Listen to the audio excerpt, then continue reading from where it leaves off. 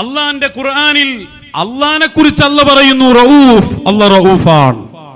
അല്ല പറയുന്നു റഹീമാൻ. അതേ ഖുർആൻ ഹബീബായ മുത്തു റസൂൽ സ്വല്ലല്ലാഹു അലൈഹി വസല്ലമയെ കുറിച്ച് ബിൽ മുഅ്മിനീന റഊഫുർ റഹീം. ഹബീബായ സ്വല്ലല്ലാഹു അലൈഹി വസല്ലം റഊഫാണ്, റഹീമാണ്.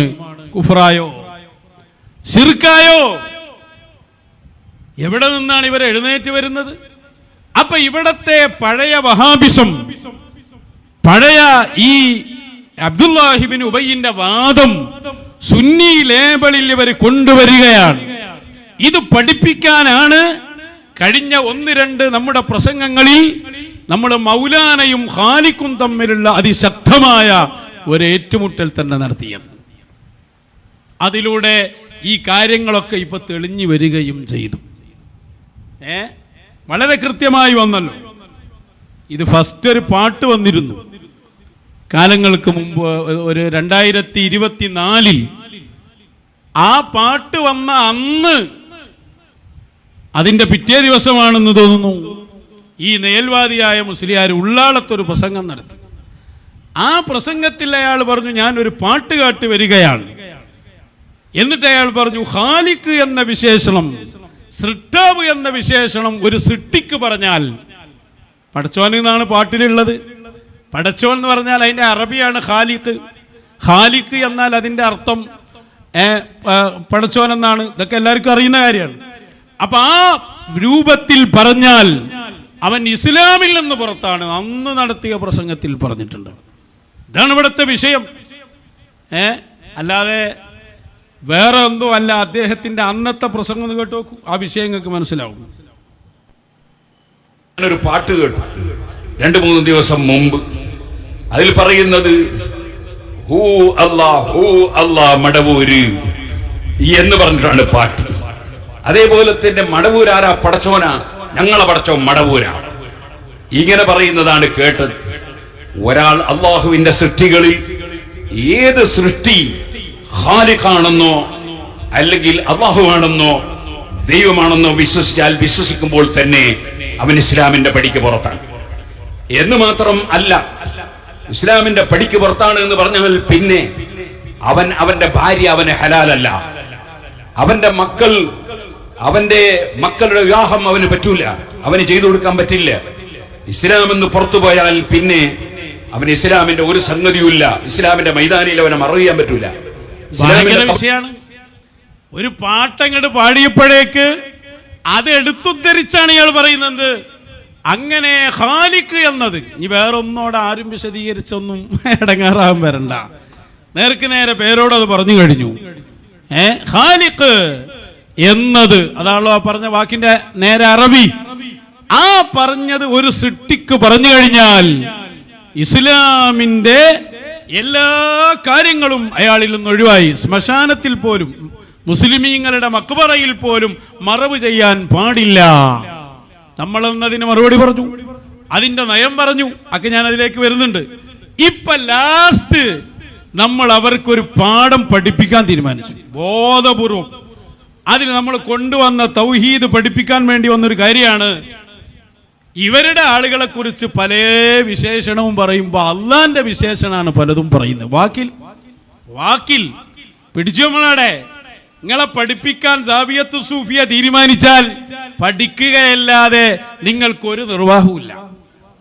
അതിങ്ങനെ പഠിപ്പിച്ച രൂപം കാണാൻ നിങ്ങൾക്ക്. നമ്മൾ ഓരോട് ചോദിച്ചു, മൗലാന പേരോട് എന്ന് പറയാറുണ്ടോ?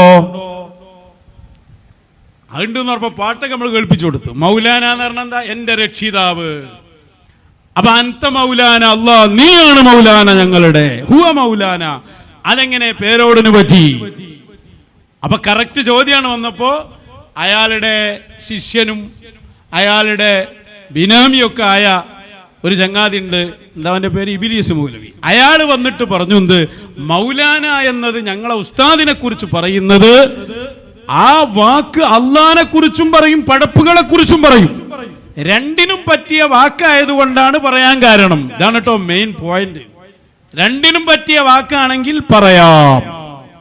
അങ്ങനെ തന്നെ നമ്മളും പറഞ്ഞു. ഇത് മൗലാനാണെങ്കിൽ ഇത് ഖാലിഖാണെന്ന് നമ്മളും പറഞ്ഞു. പച്ച മലയാള. അതൊന്ന് കേട്ടോളൂ. ഇവലെങ്ങനെ കറക്റ്റ് ചെയ്ത് കൊണ്ടുവന്ന രംഗം അതാണെന്ന് ആദ്യം പോലെ തൗഹീദ് ഒന്ന് ശരിയാക്കിയിട്ട് നമുക്ക് നേരെ ഇന്റർവ്യൂയിലേക്ക് വരാണ്ട് നോക്ക്.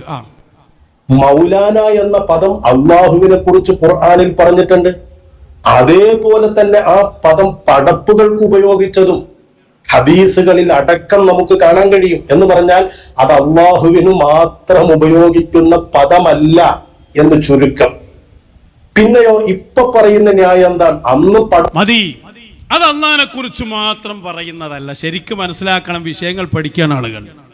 റഊഫ് അള്ളാഹിനെ കുറിച്ച് മാത്രം പറയുന്നതല്ല. റഊഫാണ് ആര്? മുത്തു റസൂല് സ്വല്ലല്ലാഹു അലൈഹി വസല്ലം. റഹീം അള്ളാഹിനെ കുറിച്ച് മാത്രം പറയുന്നതല്ല. റഊഫാണ് അള്ളാഹ്, റഊഫാണ് ആരും? മുത്തു റസൂല്. മൗലാന, മൗലാന എന്നത് അള്ളാഹിനെ കുറിച്ച് പറയുന്നുണ്ട്, അള്ളാഹിന്റെ ആളുകളെ കുറിച്ചും പറയും. ഇയാളെ കുറിച്ച് ഒരർത്ഥത്തിലും പറയൂല, അത് വേറെ കാര്യം. ആ കുഴിയാനാന്നേറ്റ പറയേണ്ടി വരും. അതെ, ആ കുഴിയാനെന്നെ പ്രശ്നമാക്കുമോ പറഞ്ഞാൽ അതാണ്. അപ്പോൾ അതങ്ങനെയല്ല. അപ്പം മൗലാന, ഇപ്പൊ മൗല എന്ന ഔലിയാക്കളെ കുറിച്ചൊക്കെ പറയാറുണ്ടല്ലോ നമ്മൾ. അത് ആ രൂപത്തിൽ പറയാൻ തന്നെ നമ്മുടെയും വാദം. അങ്ങനെ പഠിപ്പിച്ചു കൊടുത്തു ലഫ്ളുകൾ. മാത്രമല്ല നമ്മൾ അതിന് തെളിവുകൾ കൊണ്ടുവന്നു. ഖാലിഖ് എന്നതാണല്ലോ പടച്ചോൻ എന്നതിന്റെ നേരെ അറബി. അതിനെക്കുറിച്ചാണല്ലോ ഇയാളും പറഞ്ഞ ശിർക്കിലാണ്. നമ്മൾ ഖുർആൻ എടുത്തു, ഇന്നി അഖ്ലുഖു ലക്കും. പല ആളുകളെ അടങ്ങാറായത് അള്ളപ്പ ആയത്തെന്തിനാ കൊണ്ടുവന്നു എന്നുള്ള. നേർക്ക് നേരെ അഖ്ലുഖു. അഖ്ലുഖു പറഞ്ഞാൽ ഖലഖ യഖ്ലുഖു ഖൽഖൻ ഫഹുവ ഖാലിഖുൻ. അതിൽ യഖ്ലുഖു എന്നുള്ള മുദാരി സർഫാക്കിയാൽ എത്തുന്നതാണ് മുതകല്ലിമിന്റെ സീഗ. അഖ്ലുഖു, ഞാൻ ഖൽഖ് ചെയ്യും, ഞാൻ ഖാലിഖാണ്. അപ്പൊ വരെല്ലാവരും ജമാഅത്തെ മൗലവി ഇറങ്ങി നിന്നു. വലിയ കിതാബിയ എന്നൊക്കെ പറഞ്ഞിട്ട് ഓൻ പോയ വഴി കണ്ടിട്ടില്ല. ഞാനിതാ വലിച്ചു കയറുന്നൊക്കെ പറഞ്ഞു വന്നേന്ന്. ഓൻ തടി സലാമത്താക്കി. അപ്പൊ ഖാലിഖ് എന്ന ഈസ നബിയെ കുറിച്ച് ഖുർആൻ പറയുന്നു. ഖുർആനാ പറയുന്നത്. അപ്പൊ ഖുർആനിൽ തന്നെ കുഫ്രായോ? നല്ല ചോദ്യമാണല്ലോ. ഒരു രക്ഷയുമില്ല. ചോദ്യം ചോദിക്കുമ്പോ മർമ്മത്തിൽ നിന്ന് ചോദിക്കണം. വിഷയം തിരിച്ചുവിടാൻ വേണ്ടി ചോദിച്ചാൽ അതിന്റെ പിന്നാലെ വരാൻ ഞങ്ങളെ കിട്ടൂല.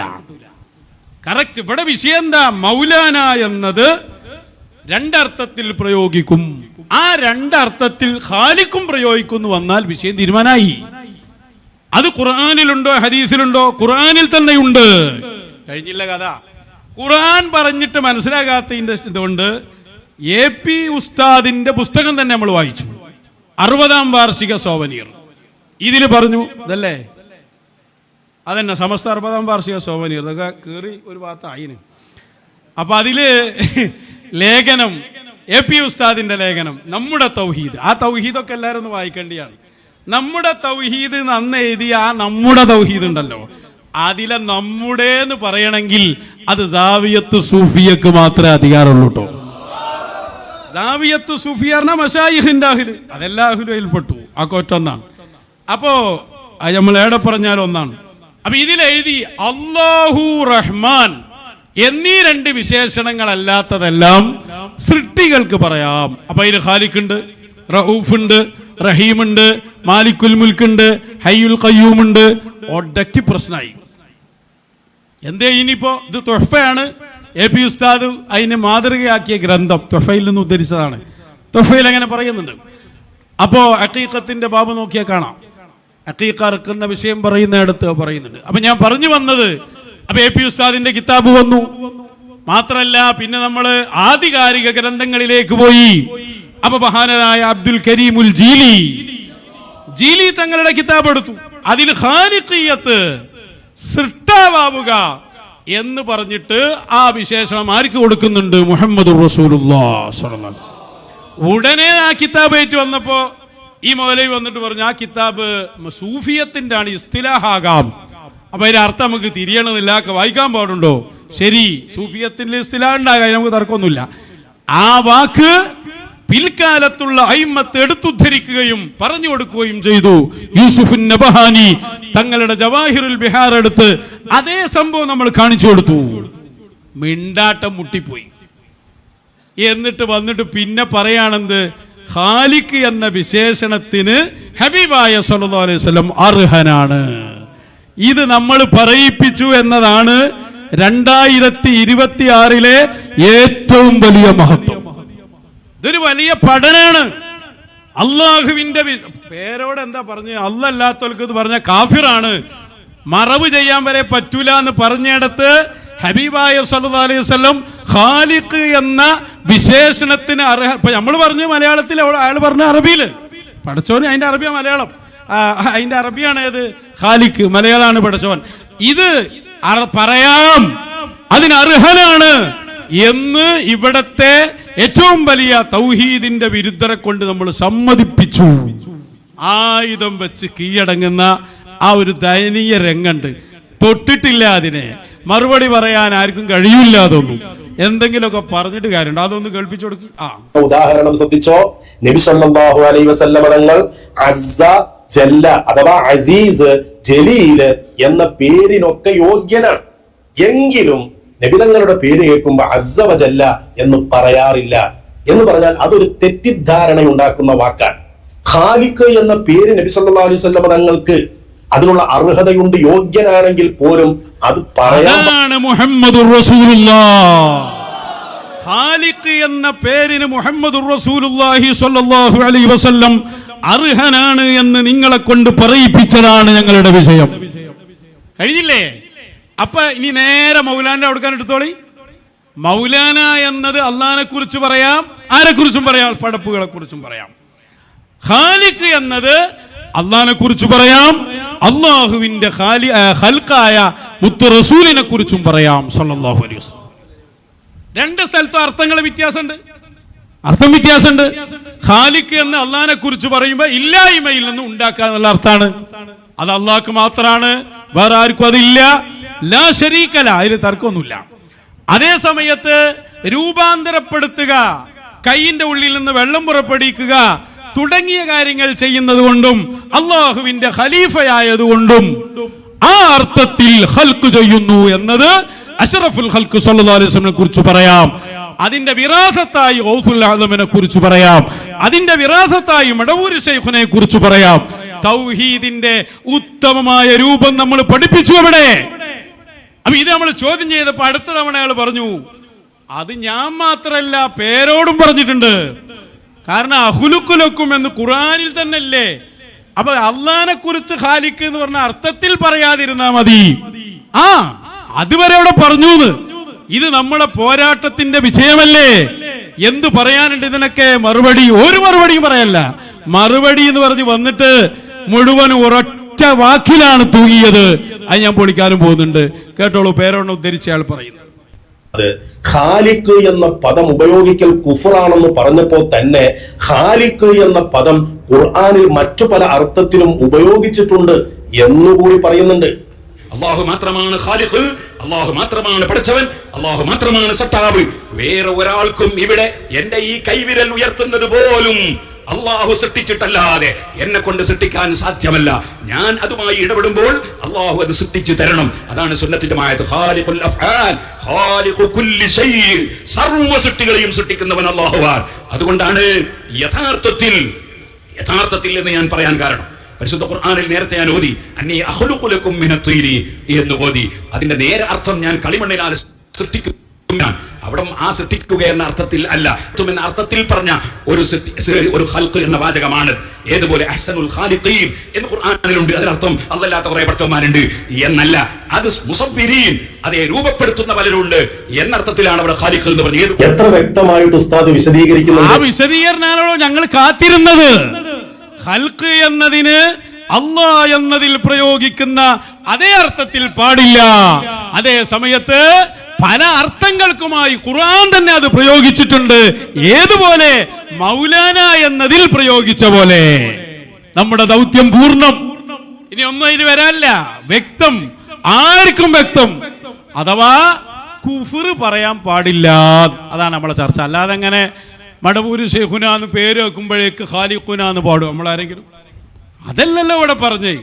അങ്ങനെ ഒരാൾ പറഞ്ഞ, അതാണ് അന്ന് ആ പാട്ടിറങ്ങിയപ്പോ നമ്മൾ പറഞ്ഞെന്താ, അങ്ങനെ പാടരുത്, മശായിഖിനോട് ചോദിക്കാതെ പാടരുത്, ആളുകൾക്ക് സംശയമുണ്ടാകുന്ന രൂപത്തിൽ അതിനൊരു സാദൃശ്യം വരികയാണെങ്കിൽ തന്നെ ഒരു വിഷയം അങ്ങനെ എടുത്തിടരുത്. ഇതല്ലേ നമ്മളെന്ന് പറഞ്ഞു കൊടുത്തേ. എടുത്തിട്ട് കഴിഞ്ഞാൽ അത് വേറൊരു വിഷയമാണ്. ഒരാളങ്ങനെ പാടാൻ പാടില്ലായിരുന്നു. പാടിപ്പോയാൽ അത് കുഫറാണെന്ന് പറയരുത്. ഇതാ അന്നും ഇന്നും നമ്മൾ പറഞ്ഞ് വിഷയം. എന്നിട്ട് ഈ ചങ്ങാതി ഇപ്പൊ വന്നിട്ട് ആകെ പിടിച്ചു നിൽക്കാൻ വേണ്ടി എടുത്തത് എന്താ അറിയോ? അന്ന് പറഞ്ഞിട്ടുണ്ട് എന്ത്, ഇത് ശരിയല്ല, ഇതൊക്കെ പ്രശ്നമാണ് എന്ന് അന്ന് പറഞ്ഞിട്ടുണ്ട്. ഇന്ന് വന്നിട്ട് കുഫ്ര. ഞങ്ങൾ അന്നൊന്നും പറഞ്ഞത് അത് കുഫറല്ല, പാടാൻ പാടില്ല, ശ്രദ്ധിക്കണം എന്ന് പറഞ്ഞിട്ടുണ്ട്. കുഫറല്ല എന്ന് അന്നും ഇന്നും എന്നും നമ്മൾ പറയും. അന്നത്തെ പ്രസംഗം ഞാൻ ഒന്ന് കേൾപ്പിച്ചിരുന്നു. ഇന്ന് നമുക്ക് പഴയ പ്രസംഗത്തിൻ്റെ ഒരു ഭാഗം, അത് അത്രയും തെറ്റിദ്ധരിപ്പിച്ചത് കൊണ്ട് ഒരു കുറഞ്ഞ സമയം. ഈ പാട്ട് വരുന്നത് 2024 ഓഗസ്റ്റ് 13 ഈ പാട്ട് ഇറങ്ങുന്നത്, എന്നാണ് പുറത്ത് പ്രചരിപ്പിക്കുന്നത്. 2024 ഓഗസ്റ്റിലാണ്. ഓഗസ്റ്റ് 10, 13 പുറത്തിറങ്ങി. അങ്ങനെ 17 ആയപ്പോൾ അന്നാണ് പേരോട് ഇത് പ്രസംഗിക്കുന്നത്. ഡേറ്റ് ഇറക്കാൻ ഞങ്ങൾക്കറിയാം. 2024 ഓഗസ്റ്റ് 17 ഉള്ളാളത്താണ് ഉച്ച സമയത്ത് പേരോടിന്റെ പ്രസംഗം നടക്കുന്നത്. അത്ര കറക്റ്റ് നമുക്ക് ഓർമ്മ ഉണ്ട്. കാരണം എന്താ അറിയോ? 2024 ഓഗസ്റ്റ് 17 നമ്മൾ കളരാന്തിരിയിൽ പരിപാടി നടത്തിക്കൊണ്ടിരിക്കുകയാണ്. വിഷയമായ ഒരു പരിപാടി ഉണ്ടല്ലോ കളരാന്തിരിയിൽ, അന്ന് നമ്മളെ മാദ്രസ നടക്കുകയാണ്. അപ്പൊ ഉച്ചക്കുള്ളാൾ ഇയാൾ പ്രസംഗിക്കുന്ന ക്ലിപ്പിട്ടുകൊണ്ട് എന്ന് ഈ പാട്ടിറങ്ങി 4 ദിവസം കഴിഞ്ഞ് അന്ന് തന്നെ അത് വളരെ വ്യക്തമായി ഇപ്പൊ പറയുന്ന രൂപത്തിൽ അന്ന് നമ്മൾ കളരാന്തിരിയിൽ വെച്ച് അത് വിശദീകരിക്കുന്നുണ്ട്. അത് പഴയതും ഇപ്പോഴും പറഞ്ഞത് ഒരേ ഒറ്റ സംഭവമാണ് എന്ന് വ്യക്തമാക്കാൻ വേണ്ടി അന്ന് പറഞ്ഞ ആ ഭാഗം, ആ പ്രസംഗം ഒന്ന് കേൾക്കുക. ഈ ക്ലിപ്പിട്ട് ഇന്നത്തെ ക്ലിപ്പ് പറഞ്ഞാണ് നേരിടുന്നുണ്ട് വരാം. അപ്പൊ ദീന് എന്ന് പറഞ്ഞ ഞങ്ങൾക്ക് ആർക്കും തീരെ എഴുതി തന്നതല്ല. പരിശുദ്ധ ദീനിന്റെ നിയമം അത് അമ്പിയ ഔലിയാക്കന്മാര് പഠിപ്പിക്കുന്നതാണ്. ആരും കാഫിറാക്കാനോ അല്ലെങ്കിൽ കുഫ്രിയത്ത് ആരോപിക്കാനോ ഷിയ ആരോപിക്കാനോ ഒരിക്കലും മെനക്കെടണ്ട, അത് നടക്കൂല. ഇന്ന് നടത്തിയ പ്രസംഗം നോക്ക്. ഇന്ന് അദ്ദേഹം ഉച്ചക്ക് ഉള്ളാളിൽ പ്രസംഗിക്കുന്നുണ്ട്. ഇന്ന് പ്രത്യേകമായ ഒരു ജതുബിലാണ്. കാരണം ആ പാട്ട് കേട്ടാ പോയിള്ളത്. നമ്മളെ പുതിയ പാട്ടില്ലേ, ആ പാട്ട് വന്നപ്പോൾ ഞങ്ങൾ അതിനെക്കുറിച്ച് കൃത്യമായ നിലപാട് പറഞ്ഞു. കൃത്യമായ നിലപാട് നമ്മൾ അവതരിപ്പിച്ചു. എന്നാൽ അദ്ദേഹം ഇന്ന് പറയുന്ന ആ വാക്കാദ്യങ്ങളൊന്ന് കേൾക്കുന്നത് ഞാൻ അതിലേക്ക് വരാം. സുബ്ഹാനല്ലാഹ്, അവരെന്തും പറയും. ഇന്നതെന്നില്ല. ഈ അടുത്ത് ഞാനൊരു പാട്ട് കേട്ടു 2-3 ദിവസം മുമ്പ്. അതിൽ പറയുന്നത് ഹൂ അല്ലാ മടവൂര് എന്ന് പറഞ്ഞിട്ടാണ് പാട്ട്. അതേപോലെ തന്നെ മടവൂരാരാ? പടച്ചോനാ, ഞങ്ങളെ പടച്ചോൻ മടവൂരാ. ഇങ്ങനെ പറയുന്നതാണ് കേട്ടത്. ഒരാൾ അള്ളാഹുവിന്റെ സൃഷ്ടികളിൽ ഏത് സൃഷ്ടി ഖാലിഖാണെന്നോ അല്ലെങ്കിൽ അള്ളാഹുവാണെന്നോ ദൈവമാണെന്നോ വിശ്വസിക്കുമ്പോൾ തന്നെ അവൻ ഇസ്ലാമിന്റെ പടിക്ക് പുറത്താണ്. എന്ന് മാത്രം അല്ല, ഇസ്ലാമിന്റെ പടിക്ക് പുറത്താണ് എന്ന് പറഞ്ഞാൽ പിന്നെ അവന്റെ ഭാര്യ അവന് ഹലാലല്ല. അവന്റെ മക്കളുടെ വിവാഹം അവന് പറ്റൂല, അവന് ചെയ്തു കൊടുക്കാൻ പറ്റില്ല. ഇസ്ലാം എന്ന് പുറത്തു പോയാൽ പിന്നെ അവന് ഇസ്ലാമിന്റെ ഒരു സംഗതിയുമില്ല. ഇസ്ലാമിന്റെ മൈതാനിയിൽ അവനെ മറവ് ചെയ്യാൻ പറ്റൂല, ഇസ്ലാമിന്റെ ഖബർസ്ഥാനിൽ മറവ് ചെയ്യാൻ പറ്റൂല. അതുപോലെ അവന് മയ്യിത്ത് നിസ്കരിക്കാൻ പറ്റില്ല. ഇസ്ലാമിന്റെ ഒരു സംഗതിയും പറ്റൂല ഇസ്ലാം എന്ന് പുറത്തു പോയ ഒരാളായി പോയാൽ. അതുകൊണ്ട് ഒരാളെ വിശ്വാസത്തിലും തകരാറ് സംഭവിക്കാൻ പാടില്ല. എന്താ പറഞ്ഞേ? ഞാൻ ഈ അടുത്തൊരു പാട്ട് കേട്ടു. ആ പാട്ടായിരുന്നല്ലോ ഈ അടുത്ത് ചർച്ച. മടവൂരാരോ പടച്ചോനാണോ എന്ന് പറയുന്ന ഒരു വരി. കഴിഞ്ഞ പ്രസംഗത്തിൽ നമ്മൾ അതിന്റെ നിലപാട് പറഞ്ഞു. അത് നമ്മളാണെന്ന് വരുത്തി തീർത്തിട്ട് ഇവിടെ മൈലേജ് ഉണ്ടാക്കാനുള്ള പണി തുടങ്ങി ചെയ്താണ്. നമ്മൾ പറഞ്ഞു, ഞങ്ങളൊരാശയം പറയുകയാണെങ്കിൽ ഞങ്ങൾ നേർക്കുനേരെ പറയും, വളച്ചു കെട്ടില്ലാതെ പറയും. ആരെയും ഭയപ്പെടുന്ന പ്രശ്നമില്ല. ഇവിടെ ഞങ്ങൾ മശായിഖന്മാർ നിർദ്ദേശത്തിൽ സംസാരിച്ചു കൊണ്ടിരിക്കുമ്പോൾ പറയാൻ ഏൽപ്പിക്കപ്പെട്ട കാര്യങ്ങൾ കൃത്യമായി തന്നെ പറയും. അപ്പൊ അങ്ങനെ ഒരു പാട്ട് ഞങ്ങൾക്ക് പാടണം, അല്ലെങ്കിൽ അങ്ങനെ ഒരു ആശയം വിളിച്ചു പറയണമെങ്കിൽ അത് പരസ്യമായി പറയും. ഒരു സംശയം അതിലില്ല. അതുകൊണ്ട് ഞങ്ങളുമായി അതിന് ബന്ധമില്ല. അങ്ങനെ പടച്ചോൻ എന്ന് പറഞ്ഞ ശൈലിയിൽ പാട്ട് പാടുന്നതിനെ ഞങ്ങൾ അംഗീകരിക്കുന്നുമില്ല. മാത്രമല്ല, പാട്ട് പാടുന്നവരോട് നമ്മൾ പറയുന്നത്, മശായിഖന്മാരെ കുറിച്ച് പാടുമ്പോ കാലഘട്ടത്തിലെ മശായിഖന്മാരുണ്ട് ഇവിടെ. മടവൂർ ശൈഖുനാനെ കുറിച്ച് സാധാരണ പാടുന്നതാവാം, പുതുതായി ഒന്ന് വരുമ്പോ അത് മശായിഖന്മാരോടൊക്കെ ഒന്ന് ചോദിച്ച് അവരുടെ ഇഷ്ടത്തിലാണ് പാട്ടുകൾ തന്നെ പുറത്തിറക്കേണ്ടത്. കാരണം അതാണല്ലോ ഭാഗം. അത് പറയുന്നവരാണ് ഞങ്ങൾ. ആ ശൈലിയിൽ പറയേണ്ടതില്ല എന്ന് കൃത്യമായി പഠിപ്പിക്കുകയായിരുന്നു ഞങ്ങൾ. പക്ഷേ ഇദ്ദേഹം ചെയ്തത് കണ്ടോ നിങ്ങൾ? ഒരു പാട്ട് കേട്ടു, അല്ലാഹ് മടവൂരാണ് പടച്ചോനെന്നാണ് പറയുന്നത്. അങ്ങനെ വിശ്വസിച്ചാൽ അവൻ കാഫിറായി, അങ്ങനെ പാടിയാൽ കാഫിറായി.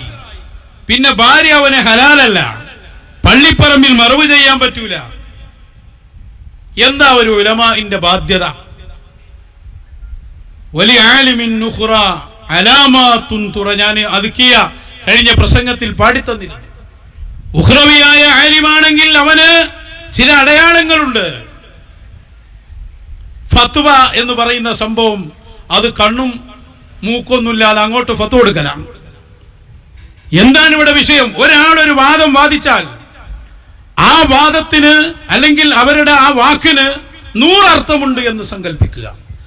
ആ 100ൽ 99 തെറ്റാണെങ്കിൽ 1 ശരിയാണെങ്കിൽ കുഫറിലേക്ക് ചേർക്കാതിരിക്കണം എന്നതല്ലേ മസ്അല? ഇവിടെ ആ പാട്ടുപാടിയ സുഹൃത്ത് അദ്ദേഹം തന്നെ അതിന്റെ വിശദീകരണവുമായി വന്നു. ഞങ്ങളെ നിലപാടൊക്കെ ഞാൻ പറഞ്ഞിട്ടുണ്ട്, അതിന് ശേഷം പറയാം. അദ്ദേഹം വന്നിട്ട് വിശദീകരിച്ചു, ഞാൻ ഉദ്ദേശിച്ചത് മടവൂർ പടച്ചോനാണ് എന്നല്ല, അങ്ങനെ ഉദ്ദേശിക്കുകയുമില്ല, മറിച്ച് അതൊരു ആലങ്കാരിക പ്രയോഗമാണ്. ഞാൻ അതുകൊണ്ട് ഉദ്ദേശിച്ചത് അള്ളാഹുവിന്റെ ആളായ പ്രത്യേകക്കാരായ ശൈഖുനാണ്, ഒരു ചോദ്യത്തിന്റെ മറുപടിയായി പറഞ്ഞതാണ് എന്ന് അദ്ദേഹം വിശദീകരിച്ചു കഴിഞ്ഞാൽ ആ വിഷയം അവിടെ പൂർത്തിയായി. ഇനി അത് പാടണ്ട, പാടിയതിൽ കുഫ്ർ ആരോപിക്കാൻ പാടില്ല എന്നത് വിശദീകരണത്തിൽ നിന്ന് വന്നു.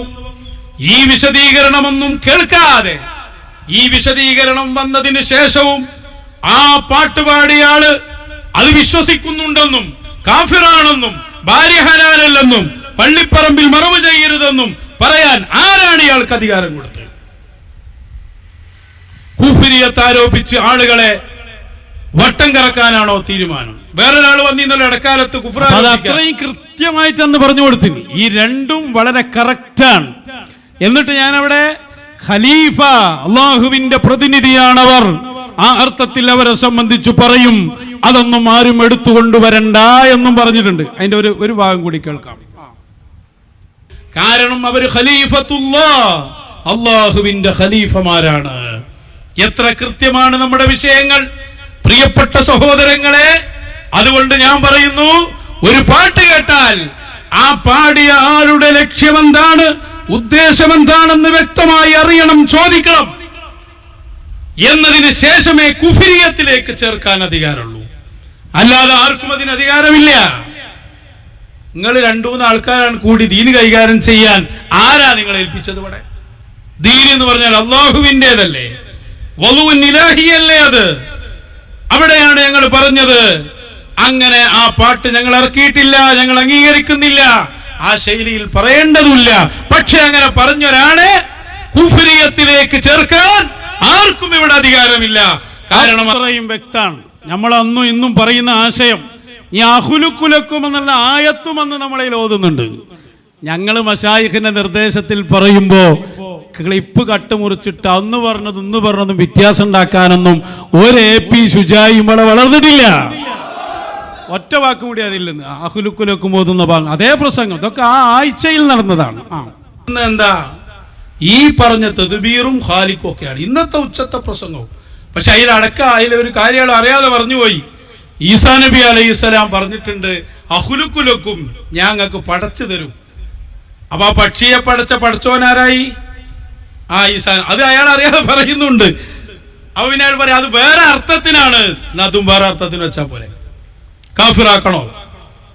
കേട്ടോളൂ അത് പറയുന്നത്. അപ്പൊ അതിന്റെ ആ ക്ലിപ്പൊക്കെ ഇട്ട് അത് വിശദമായി അഹുലുക്ക് പഠിപ്പിച്ചു കൊടുക്കുന്നുണ്ട്. അപ്പൊ ഇവിടെ കാര്യങ്ങൾ വളരെ വ്യക്തം. അന്ന് അബ്ദുല്ലാഹിബിന് ഉബയ്യിബ്നു സലൂല് തുടങ്ങിയ കാഫിറാക്കൽ പരിപാടി മുജാഹിദ് ഏറ്റെടുത്തു. അത് പിന്നീട് AP സമസ്തായിസം ഏറ്റെടുത്തു. അനങ്ങിയ കുഫർ. മാലിക്കുൽ മുൽക്ക് കുഫർ, അർശിന്റെ അധിപൻ കുഫർ, ഖാലിഖ് കുഫർ. ഈ കുഫരിയത്തിനെയാണ് ഞങ്ങൾ കുടിച്ചു മൂടിയത് എന്ന് അതിശക്തമായി ഈ കോഴിക്കോട്ട് പറയാൻ ഞാൻ ഉദ്ദേശിക്കുകയാണ്. അത് അവരെ കൊണ്ട് തന്നെ ഇനിയിപ്പോ ഞങ്ങൾ അങ്ങനെ പറഞ്ഞില്ല, പല അർത്ഥങ്ങളിലുണ്ട് എന്ന് പറയണ്ട. കാരണം നിങ്ങൾ ആ പാട്ടുകാരനെ ഉദ്ധരിച്ച് തന്നെയാണ് കുഫറിലാണ്, മാലിക്കുൽ മുൽക്ക് പറഞ്ഞാൽ അത് ശരിയായ കുഫറിലാണ് എന്ന് നിങ്ങൾ പറഞ്ഞത്. ചുരുക്കത്തിൽ മശായിഖിന്റെയോ ഔലിയാക്കന്മാരുടെയോ വഴിയിൽ നിങ്ങളില്ല.